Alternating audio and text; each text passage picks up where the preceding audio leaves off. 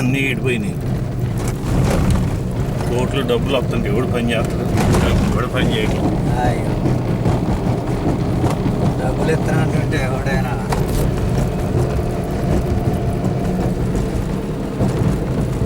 ఇప్పుడు పింఛన్ మనిషికి 2500 చొప్పున రిలీజ్ చేశారంట. నెలగా నెలకి మనిషికి 2500. చేయకపోయినా బాధలేదుగా. భూములు పోయినందుకు నలుగురు అనుకో 10,000 వస్తాయి. అసలు 10 సంవత్సరాలు లైఫ్ లాంగ్ తినొచ్చుగా. పని చేయకపోయినా పని ఎందుకు ఇక ఆగి తినొచ్చు. నువ్వు ఇటు వచ్చి బుక్ చేయించుకోపోయి పేరు రాపించుకోవాలి. ఇప్పుడు కలవదు. 500 వస్తాయి. అయిపోయింది.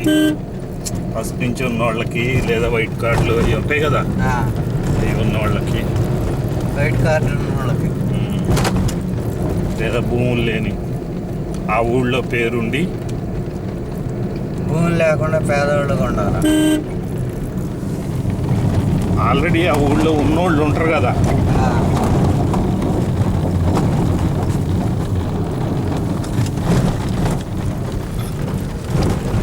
ఇక్కడే సచివాలయం కట్టేది